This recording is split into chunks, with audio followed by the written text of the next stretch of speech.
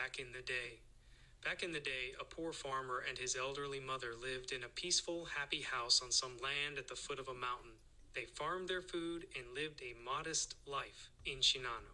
The mother and her farmer son were kind, gentle people. Shinano was governed by a cruel man. The governor was hungry for power and respect from the villagers and would get it by any narcissistic means. The governor established laws to fulfill his malicious, power-hungry ego.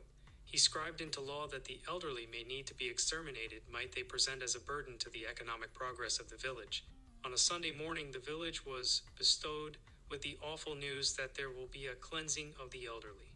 The governor felt the resources of food, labor, and water was burdening. The time had come to cleanse the elderly from the village. The farmer was devastated when he heard this news. The villagers thought of ways that the elderly cleansing could be performed in the least painful way. Collectively, it was decided that the cruel law must be dodged as long as possible. For a while, people hid their elderly out of sight.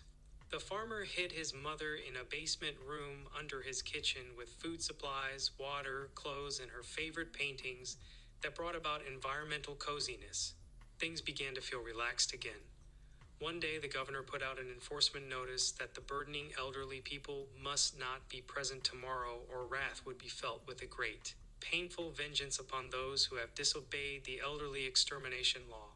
Torture till departure from life was promised. The notice was signed in the governor's own blood. The farmer prepared rice and water as he and his mother hiked to the summit of the mountain where he would obey the cruel law. Many tears had fallen that morning. As he walked with his mother, his face, wet with tears, glistened in the sun. His mother was becoming anxious as they walked their journey to the mountain summit. Familiar faces of mountain people were recognized by the farmer and his mother. After an hour of walking, they had reached the summit. Tears continued to wet the farmer's cheeks, falling atop the salt debris of tears previously dried away. The mother said to her son, "I understand you.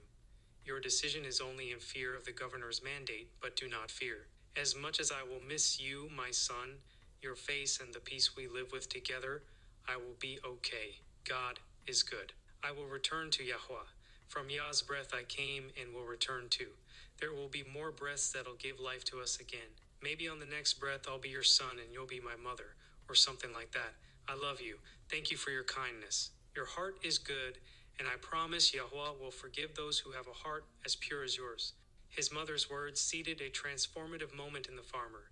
No longer was fear compelling his decision to cleanse thy elderly by extermination. He realized he can choose love over fear. There is only love allowed to occupy the heart. Fear, hate, and anger are not welcome in the heart. Although he and his mother knew this, the transformation seeded by his mother's words really embodied the love within him. Together, they descended down the mountain to their home in Shinano. The governor never came door to door enforcing his ridiculous mandate, but he did have a new notice. "Shinano villagers, it is I, your beloved governor. I must have a rope made of ashes. I make this request to test your worthiness to live, for those who cannot perform are not mentally fit to serve me. XOXO, the governor." Nobody could do this impossibility. Ashes cannot be woven into a rope.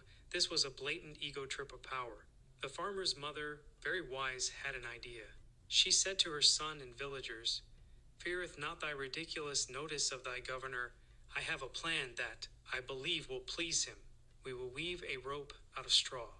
On a day when the wind does not blow, the straw rope will lay upon thy flat rocks and be lightly burned." The farmer followed the instructions of his mother, and an ashy rope was produced. The fibers of the rope were even visible. When the governor saw the rope made of ashes, he was amazed that such an impossibility was accomplished. The governor asked, "Who was able to do this?" The farmer's mother stepped forward. "It is I, the unexterminated mother of the farmer from the house at the foot of the mountain." "How could this be accomplished?" the governor asked. "Wisdom comes with age, I bringeth to appease you," said she. The governor was very moved by this and corrected his malicious and narcissistic ego. He became a devoted Buddhist and lived a life of divine holiness. The farmer, his mother, the Shinano village, and the governor lived happily ever after. THOMSUN OMEYEGOD.